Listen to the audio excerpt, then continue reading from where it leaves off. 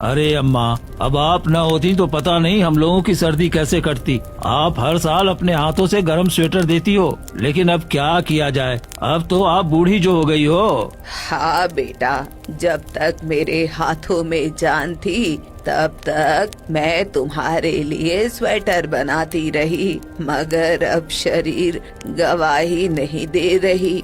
इस बार तो ठंड बहुत जोर का है, अब हालत खराब हो रही है। अब तो मेरे पास कोई गरम कपड़ा नहीं बचा। अब तुम गांव वाले ही मेरी देखभाल करोगे।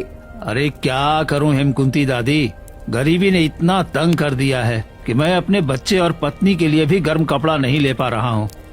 और ये हाड़ कपा देने वाली ठंड, ओफ ओफ ओ, हम गरीबों पे मुसीबत जैसा मौसम होता है।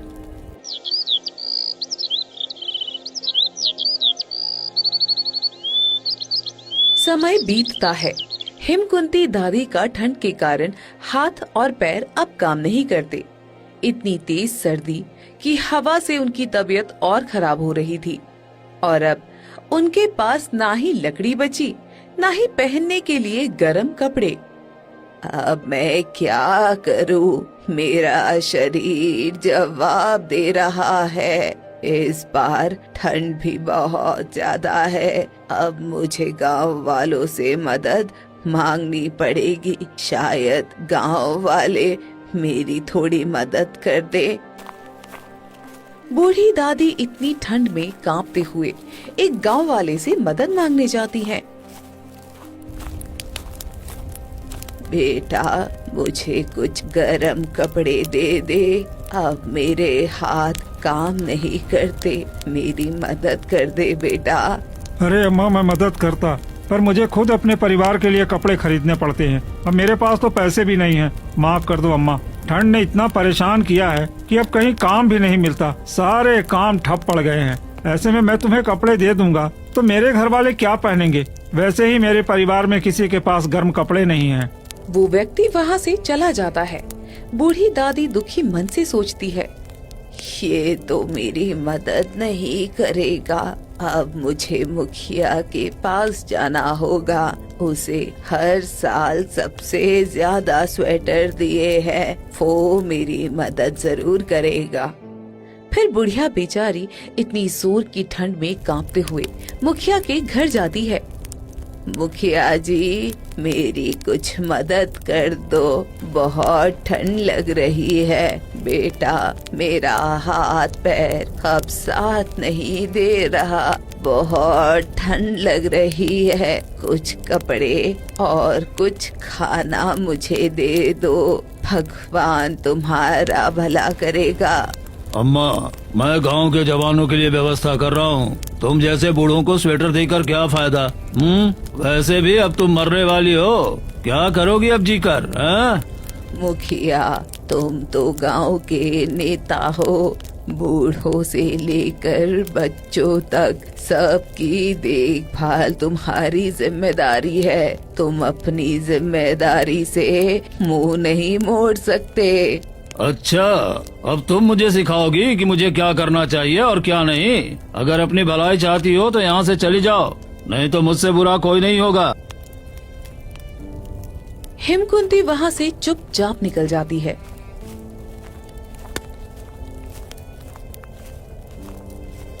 और हिमकुंती कई घरों में जाती है, पर कोई मदद नहीं करता। 2-3 दिन गुजर जाते हैं। ठंड और भूख से वो कमजोर होकर, हे भगवान, अब मैं क्या करूं? भूख भी लगी है, बहुत ठंड भी लग रही है। जिन लोगों को मैंने अपना बच्चा समझा, उन्होंने मुझे अकेला छोड़ दिया। ये लोग कितने खुदगर्ज हैं। हिमकुंती दादी रोते हुए घने जंगल में चली जाती है।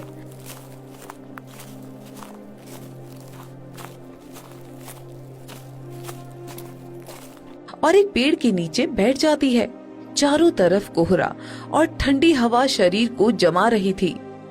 हे ऊपर वाले, इस बुढ़िया की कोई नहीं सुनने वाला है। मैंने इन्हें अपना बच्चा समझा, पर किसी ने मुझे इंसान भी नहीं समझा। मैं इन गांव वालों को श्राप देती हूँ कि जिस तरह मैं ठंड और भूख से तड़प रही हूँ, ये सब भी इसी तरह तड़पेंगे। जब तक पश्चाताप नहीं करेंगे, तब तक ठंड इतनी पड़ेगी कि सभी का जीना मुश्किल हो जाएगा और कभी भी धूप नहीं निकलेगी। ठंड इतनी थी कि शरीर बर्फ जैसा जमने लगा था और हेमकुंती दादी वहीं तड़प तड़प कर अपना दम तोड़ देती है।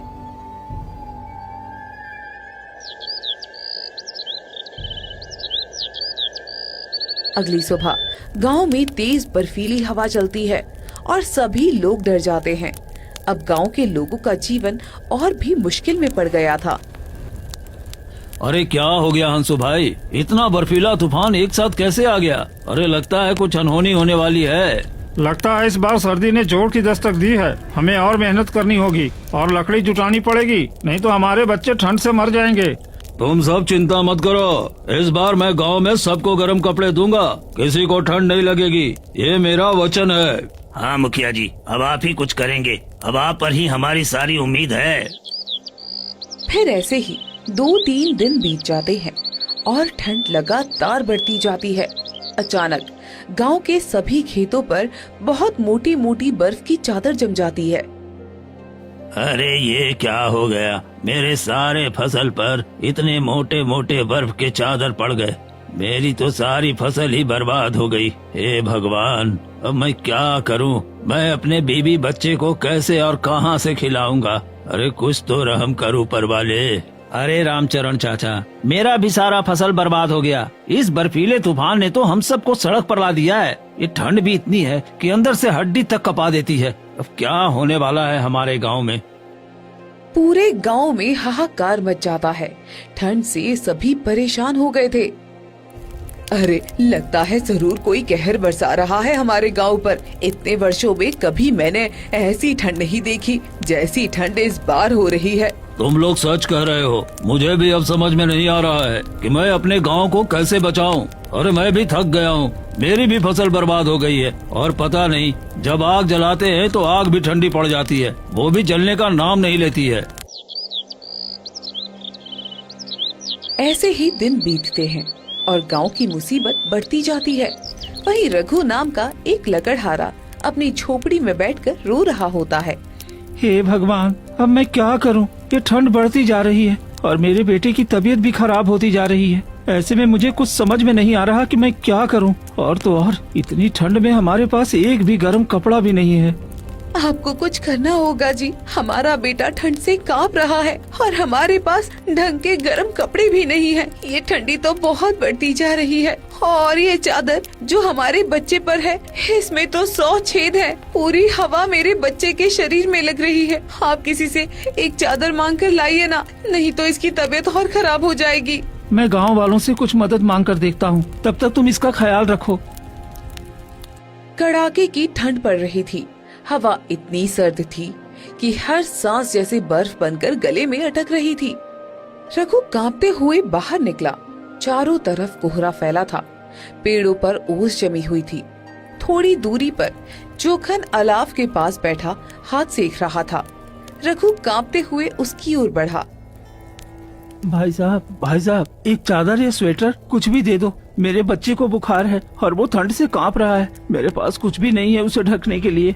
अरे रघु, तू पागल हो गया है क्या? देख जरा चारों ओर, पूरा गांव बर्फ की चादर में दबा पड़ा है। अरे हम खुद ठंड से कांप रहे हैं और तू मुझसे गर्म कपड़े मांगने आया है। जा जा जा यहाँ से, नहीं तो ठंड के साथ तेरी बातों से भी जान निकल जाएगी। आपके पास फटे पुराने जो भी कपड़े हो वही दे दो। मुझे नया कपड़ा मत दीजिए, फटे पुराने ही दे दो। कम से कम मेरे बच्चे का देह तो ढक जाएगा। रघु, मुझे अपने बच्चों की जिंदगी देखनी है, तुम्हारी नहीं। अरे हम खुद ठंड से मर रहे हैं, अब तू यहाँ कपड़ों की आस मत रख। चल जा जा यहाँ से। रघु कांपते हुए दूसरे दरवाजे पर जाता है। पर वहां से भी उसे मदद नहीं मिलती है। ऐसे ही कई जगह जाता है, लेकिन किसी ने भी उसकी मदद नहीं की। फिर थक हार कर वो घर लौट आता है। देखिए जी, हमारे बेटे का होंठ नीला पड़ रहा है, अब हम क्या करें? ये तो मर जाएगा। नहीं नहीं, मैं अपने बेटे को कुछ नहीं होने दूंगा। मैं अभी लकड़ी काट कर लाता हूँ, जिससे कम से कम आग जलने के बाद मेरे बेटे को ठंड तो थोड़ा कम लगेगा। रघु कुल्हाड़ी लेकर इतनी ठंड में भी गांव से निकल पड़ता है और जंगल में जाता है।